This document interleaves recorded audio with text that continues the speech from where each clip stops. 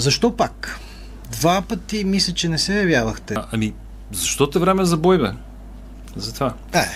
Какво е по-различна ситуацията от преди една година, например? Различно е. Тогава някои, не и ние, очакваха промяната да направи това, което трябва да направи заедно с ДБ, ДСБ и Зелените.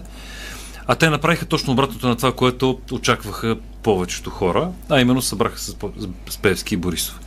Това е нещо, което ние няма да допуснем. Те не просто се събраха с тях, те ги върнаха на власт, погледнете служебното правителство с някой случайно, ако не е разбрал. То се дължи изцяло на конституционната реформа, дело на Христо Иванов и компания, както естествено с гласовете на кирчовците и ДПС и ГЕРБ. И сега имаме служебно правителство на ГЕРБ, за което трябва да благодарим на тях. Така че това е причината, поради която ни идваме, защото те върнаха не просто Пеевски и Борисов на първи ред в парламента, там откъдето ние лично ги махнахме. Те ги докараха отново на власт. И понеже време за бой, обяснявам какъв точно е боя, затова се връщаме отново. Както се досещаш, предполагам, нито ни се занимава с това, нито нищо, но някой трябва да го направи. Така или иначе, ние много отдавна изтеглихме късата клечка. Тя вече забодахме в земята, разлисти се на пътя да даде плодове, така че... Предизвестен ли е победителят? Разбира се. Разбира се. Тук според мен няма новина и не е нужда да си социолог. ГЕРБ много отдавна са се свили на твърдото си евро. Ядро, те вижте от 46-то събрание насам имат плюс-минус едни и същи гласове. Там плюс-минус някакви 10 хиляди гласа. ДПС варират малко повече, те са бръкналите в дълбокия резерв. Така че тук няма новина кой ще победи на тези избори. И така, новината по-скоро е, то и това не е много новина, че Борисов, макар че тества тук последните няколко дена, че отново сдъвка как бил най-подготвен за премиер, защото е завършил премиерското училище, нещо, че чете и пише се затруднения, доктор Борисов. Това няма да стане, защото 20-та година беше сравнително скоро и протестите бяха мирни благодарение на нашите усилия. Сега, ако Борисов се изтупа начело или сложи Пеевски начело, защото он пък няма граници в мечтите си, този път ще има, вероятно, доста немирни протести. Ние това говорихме този ден с вашата съпартийка Мария Капон тук. Не е ли по-добре да не се стига до протеста на площада, когато на 9 юни хората отидат и протестират с гласуването си? Принципно е по-добре. Не е ли има два вида битка. Едната битка е тая на площадите. Тя има своето време, място и инциденти, благодарение на които се случват. По-умната и следващата битка е битката в урните. И аз все пак да сложа едно ограничение. Аз не съм член на партия. Добре, окей, не съм член дори на собствената си партия. В този смисъл го казах. Закачвам се. Казах го в този смисъл, че заедно се явявате на избори и сте заедно тримата с Арман Бабикян. Абсолютно сме заедно, независимо, че съм член на партията. Партията е вид инструмент, без който не е възможно да участваш на избори. Макар че ние успяхме да го направим в предишното и участие. Да, с коалицията ни, с това, но пак използвахме партия мандатоносител, защото законът е такъв. И ще харесваш, не харесваш партиите, партия трябва да има. Как върви кампанията при вас? Нашата или всичката кампания? Значи, общо цялата кампания върви изключително вяло до степен да се съмняваш дали изобщо има кампания. Само да кажа, днес сутринта беше тук шефа на неновините Самуил Петканов, който каза, прави някакво изследване, разбира се, неновинарско изследване. Той го прави в асансьор от първи етаж, качвайки се догоре. 30% от българите не вярват, че ще има избори на 9 юни. Кампанията още тече така. Единствената разлика е, че всички харчат пари като гламави. Цено няма да има утре. Ние също бихме похарчили, ама нямаме и така. Това е още единствената. Срещате се с хора, нали? Аз знам, че се срещате. Да, разбрах. Какво ви казват? Тия, които са излъгани, са излъгани така, както Борисов не е лъгал никога, и Тодор Живков може би не е лъгал така зловещо. Те са бесни до степен да ни да гласуват или да направят нещо от сорта да гласуват за ДПС или за Възраждане. До такава степен са бесни хората. Това със сигурност ще се отрази на резултатите. Сега аз се опитам в разговорите да кажа, пичове, да гласуваш за ДПС или за Възраждане, няма никакъв смисъл. Не, че има смисъл, аз разбирам без защото са излъгани по този зловещ начин. Това го разбирам напълно, но да си дадеш гласа в беса си за ДПС или за Възраждане няма никакъв смисъл. Деца вика по-добре иди загъби. Макар че това косвено отива пак там. Може би ще Аз друго се опитам да кажа. Хора, мислете изберете си някой, оставете тия партийни пристрастия, ме докара до истерия, аз затова не кам и гласувайте за мен или за нас. Оставете партийните пристрастия. Изберете си кандидат, знам, че вота не е мажоритарен. Изберете си кандидат, за който бихте искали да гласувате. Или кандидати. Гледайте ги и си задайте въпроса, гледайте миналото, гледайте какво са правили, дали са правили нещо изобщо, какво са направили и какво са постигнали. И си задайте въпроса тези хора дали знаят, дали могат и дали им стискат да водят битката срещу Борисов и Пеевски. Или веят един байрак като Райна княгиня, ама за разлика от нея не е в битка. Байрака го кръщава, ту съдебна реформа, ту продължаваме нещо, което не сме започнали. И при първа възможност се събират с корупцията. С каква цел вече вие си преценете сами. И така. И това е принципа, на който аз лично бих избрал кандидат. Добре, нека да погледнем социологията. Има едни 7%, за първи път толкова много, които социолозите, в които сте и вие, социолозите дават на партиите други. Обикновено този процент се движи около 2-2,5, сега е 7%. Ако вие влезете в парламента при тази социология, с кого бихте си партнирали? Има ли политическа сила, с която бихте си партнирали? Ако влезнат зелените, да, с тях. Иначе с политическа формация не бихме партнирали с никоя в цяло, защото няма никакъв смисъл. Аз бих направил това, което направих в 45-то и 46-то събрание за тия няколко неща, които спяхме да направим. Вървях човек по човек, естествено прескачайки определени групи, като БСП, ДПС, ГЕРБ, нали, по очевидни причини.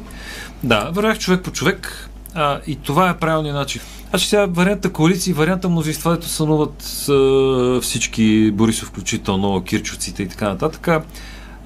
Първо са неработещи много отдавна, второ, особено в нашата част на света, представляват вид Съветски съюз. Тоест, това е опасно за демокрацията принципно и за това далеч по-добри са вариантите като сега. Обърнете внимание, в Европа последните 20 години процесите са такива. И следващите сигурно 50 ще бъдат такива, т.е. никой няма да има пълно мнозинство. Това е добре за демокрацията. Добре, защото пълните мнозинства се израждат в деспотични режими. Ето, вижте, Унгария, нали, защото тя е член на Европейския съюз, иначе бих могъл да ви кажа ония приятел на Бойко Борисов в западните покрайнини и Вучич, нали, погледнете и към него и така. Погледнете Путин, вижте Ердоган. Тоест, тези мнозинства са изключително опасни за демокрация. И сега си представете някой като Киро, или някой като Борисов, или не дай Боже някой като Пеевски, с мнозинство. Нали? И се върнете пак на примерите, които изборих. Резултата не ни харесва, нали? Така че, нека да подкрепиме партиите, защото е неизбежно, по принципа, който ви казах аз. Не партийно, не фенщина, не аз вярвам на това, вярвам на ония, не. Мислете предварително и си задайте тия въпрос. Може ли, знае ли, стиска ли?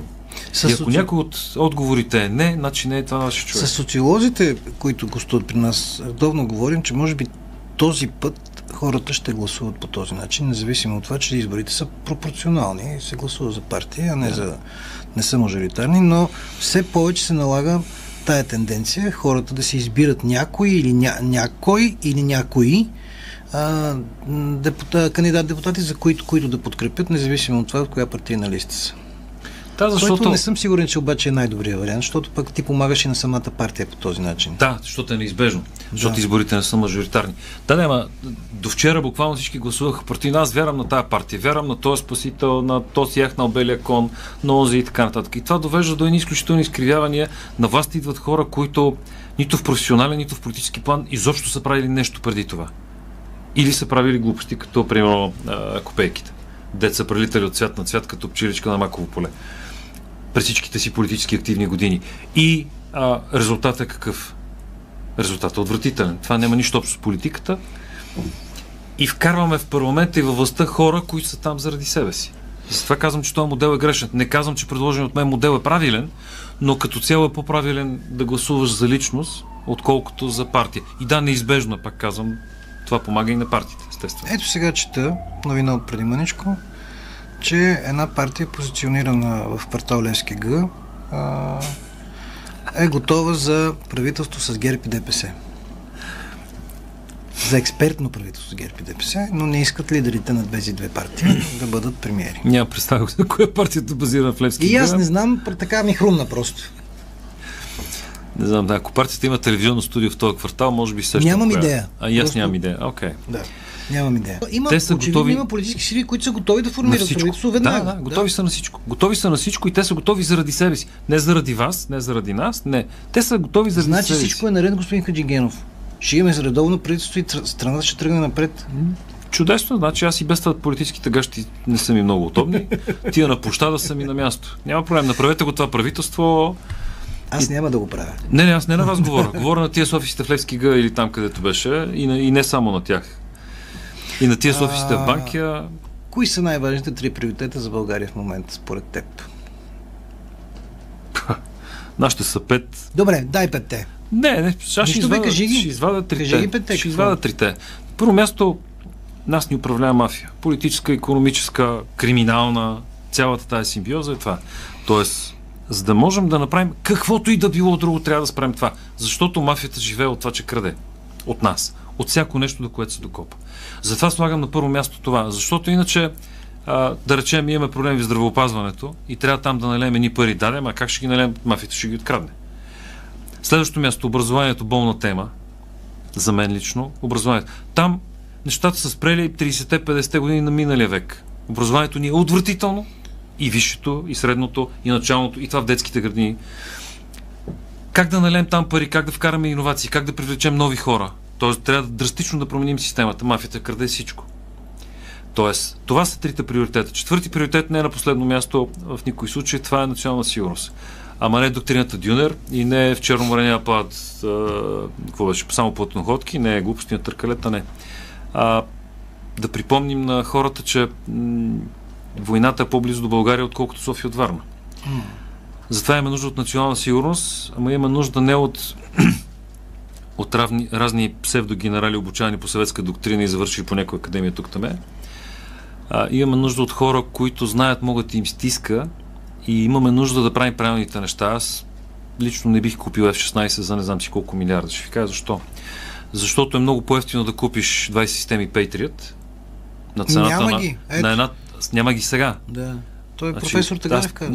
Не на празно казах F-16, защото ние го купихме преди да почне войната в Украина. Да, аз имам даже една още по-добра идея. Защото парите, които ще дадем за оръжие, аз лично не би ги дал. Би ги дал за здраве, за образование, за такива неща. Да, тя не е нова идея. Едни 50 пустеещи декара или 100 пустеещи декара някъде в Централна България, на които правим база на НАТО. И сигурен съм, НАТО ще намерят начин да си пазят. А парите, които наливаме за F-16 и за Patriot, моля? Те искат това, искат да направят база тук. Ето, чудесно. Даже има отредено място. Чудесно, нека да го направим. Сигурен съм, НАТО ще намери начин да я пази, а ние тия средства ще ги използваме по предназначение. Мисля обаче, че има сериозна съпротива също. Естествено, че има.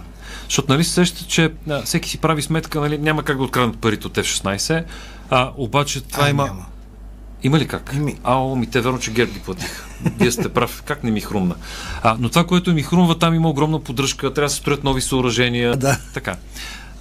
Там обаче има материал много за крадене, да го кажем така. Също важи и за Patriot и така нататък. База за НАТО, какво ще откраднеш от там? Че не сещам. Защото даваш им пустееща земя, на която и домати не растат само тръни. Те си ограждат, правят си каквото си искат и си я пазят някакси, както намерят за добре. Лично бих подходил по този начин. Добре. Трябва да приключваме, защото е лимитирано участието. Иначе аз имам още много въпроси, които се породиха в течение на разговора, но ще ги продължим след изборите. Все пак, кажи как да гласуват хората за вас? Имаш ли такова желание? Да гласуват за нас ли? Да.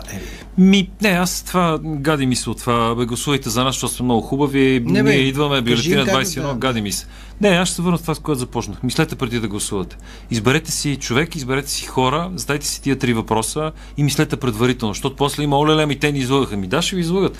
Докато сте склонни да вярвате на политиците, защото аз им вярвам, защото са много хубави, защото са Харвард или защото не знам си какво си, резултатът ще бъде такъв. Затова мислете предварително и след това гласувайте. Благодаря.